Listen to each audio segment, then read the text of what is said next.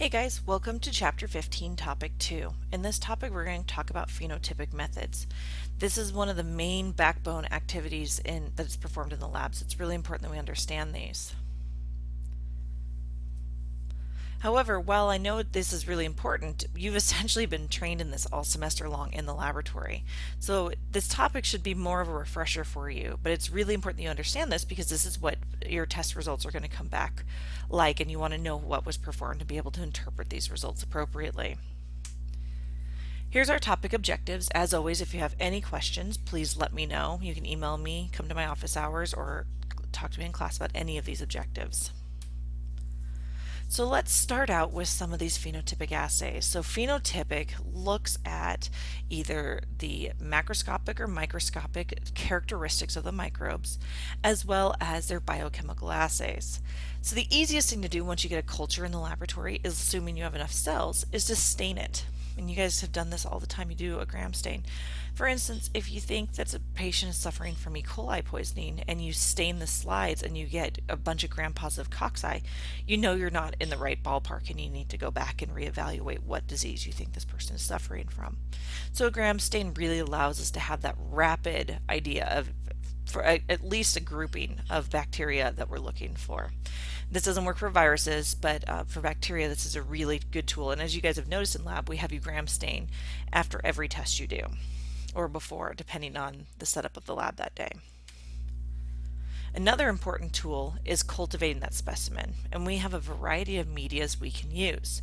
We have specialized media, which is used to grow something that's either hard to grow or something that can easily be overgrown, and it's just a specialized growth media that we use. This semester we haven't really used that too much in lab. You use mostly just a standard growth media.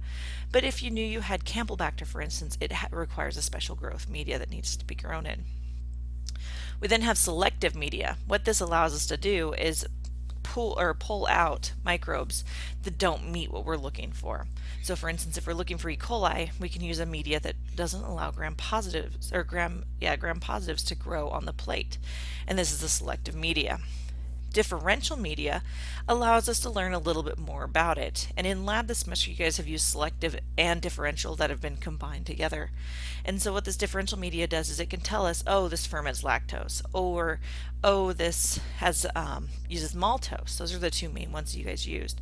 So it's important to understand the three different types of media that we can use and how those impact laboratory work.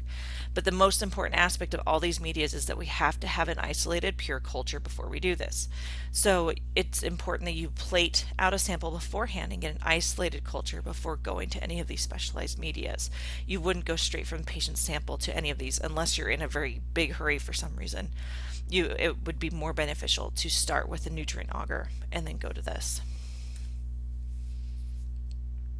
So once you have your gram stains, your growth media information, any other tests you've done, you can use a dichotomous tree to find out what microbe you think you have.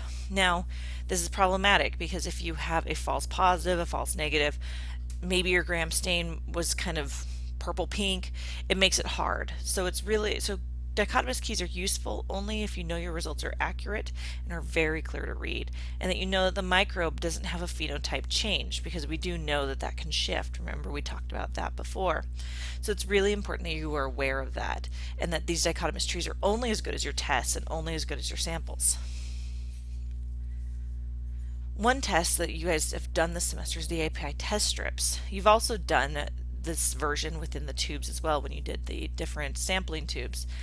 And as you could tell from the tubes, the API test strip setup is a lot easier. And what this does is it gives us a whole lot of biochemical data all at once and leads us to an exact identification.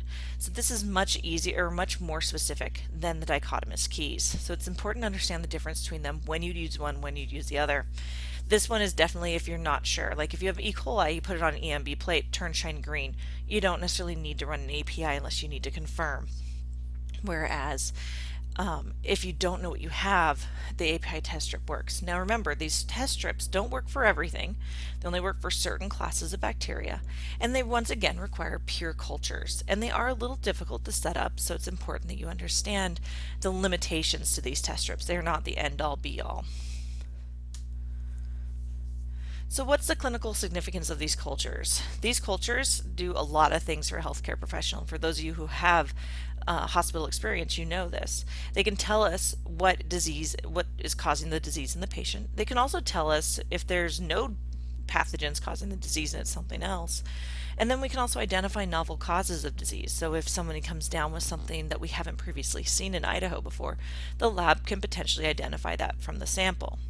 We can also do this to tell what antibiotics will be most useful against the microbes. So culturing in the lab is really, really important and provides us a lot of information.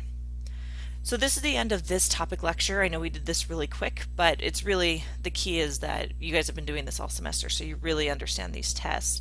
But let me know if you have any questions. Make sure you review those topic objectives and we'll go over them anytime you need to.